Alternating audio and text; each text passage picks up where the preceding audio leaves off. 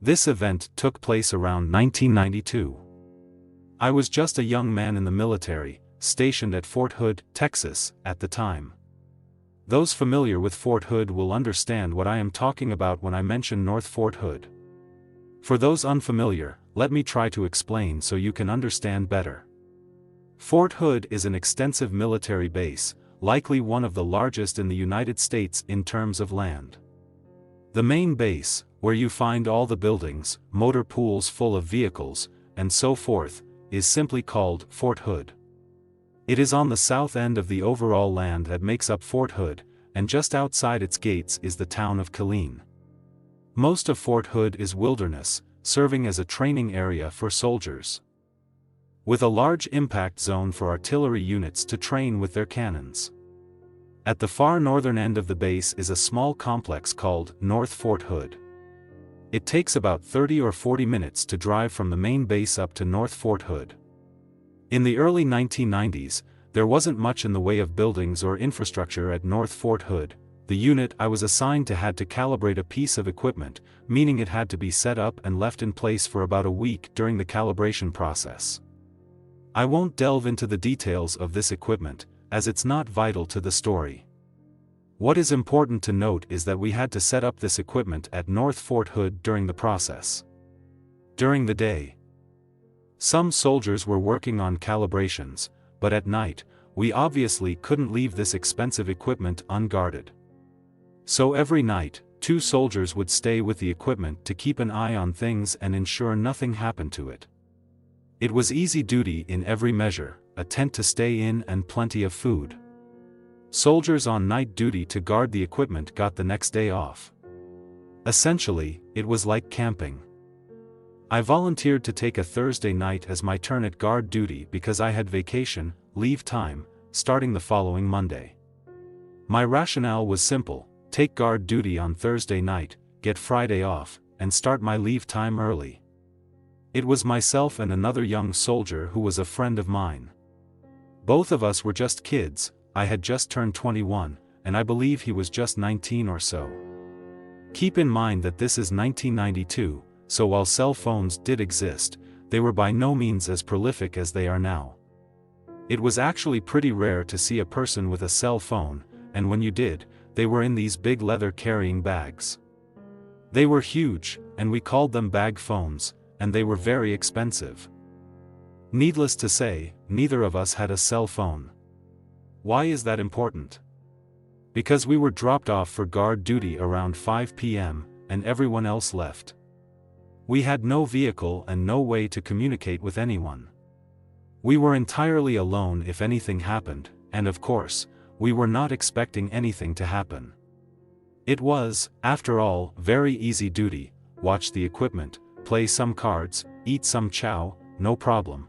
We were sitting in the tent when the first winds started to kick up, and I noticed some storm clouds moving in from the west.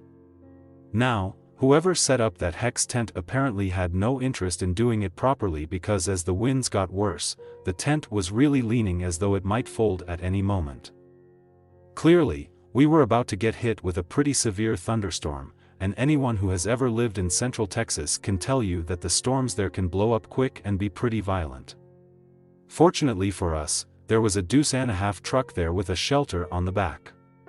For those that don't know, a deuce-and-a-half is a large 6-wheel drive truck, and if you want to get an idea of what they look like, you can Google M35A2 truck. This particular truck had a shelter on the back, and that is where we retreated to in order to get out of the path of the approaching storm. Before anyone asks, I should note that we could not drive the truck away from the campsite because it was needed for the calibration, and we would not abandon our post anyway. This falls under the first general order, and anyone who has ever been in the army knows what I mean. So we secured ourselves in the shelter while the storm passed, and it was a typical Texas frog strangler to be sure. Miraculously, the tent did not blow over, and I was surprised by that. Still, we decided to stay in the back of the truck until dawn, as we had already moved one of our cots inside. We finally laid down about 10 p.m., and it was very quiet. This is a very remote area, and while we were in a clearing next to a runway, there were no buildings present, and all around this airstrip was just woods. Today there are buildings there, as I have recently looked at the location on Google Maps. At any rate, we had left the door on the shelter just slightly open for two reasons. First, because the shelter had no power running to it, so there was no airflow going through it. Shutting the door would have left us susceptible to the effects of carbon monoxide. We needed fresh air, and second, we needed to be able to hear what was going on outside. We decided to take turns getting some rest.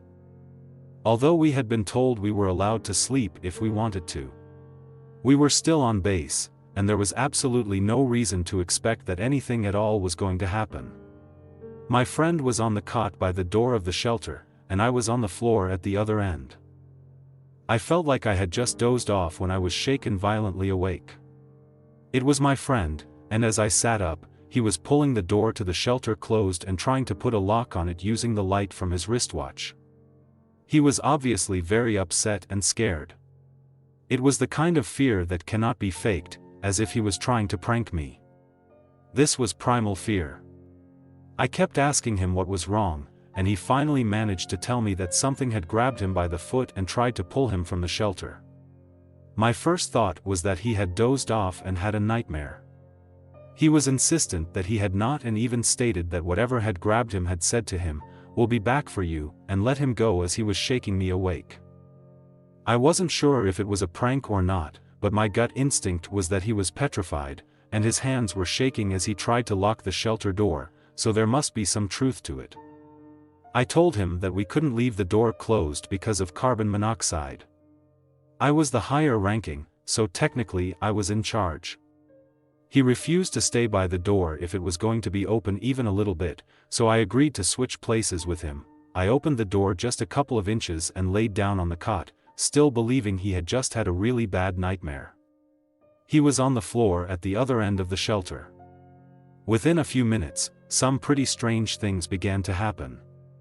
There were scratching sounds on the shelter, scratching on the sides, on the top, and on the front where the cab of the truck was.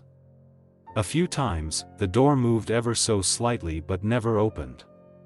Needless to say, by this time, I was convinced that something or someone was definitely outside, and both of us were pretty scared. I reached to the end of the cot I was on and pulled out the metal cross member that is used to give it tension. After that, I felt around under the cot and found a wooden handle to a pickaxe. In the army, we call these pioneering tools, but most of you will know it as a pickaxe handle without the pickaxe part at the end.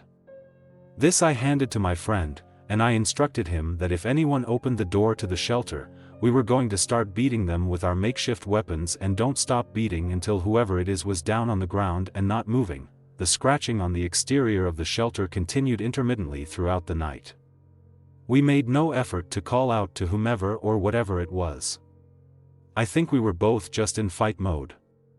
If anyone had pulled the door to the shelter fully open, I had full intentions of fighting for all I was worth. I am certain my friend felt the same way.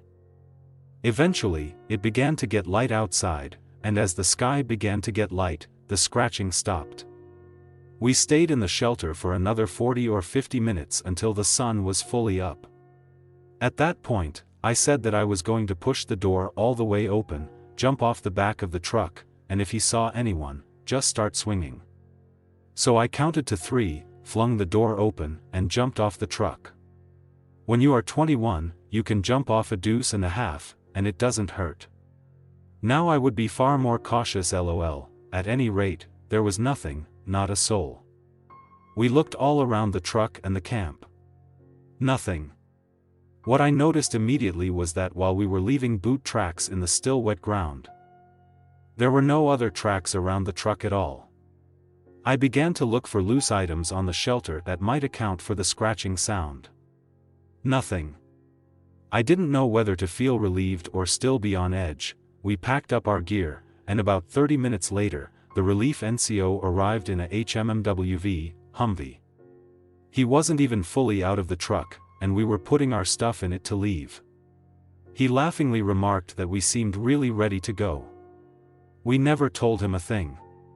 In fact, we never said anything to anyone in our unit about what happened. We probably should have, but I think we were afraid we would be laughed at.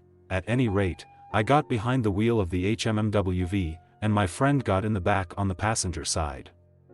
I drove down the road a ways and came to a stop at the main highway that we would take to get back down to Fort Hood. At that moment, there came a clear, loud, and distinct clap of thunder. I leaned out the window and looked up, and then I looked back at my friend who was in the back of the truck, and he said something I'll never forget.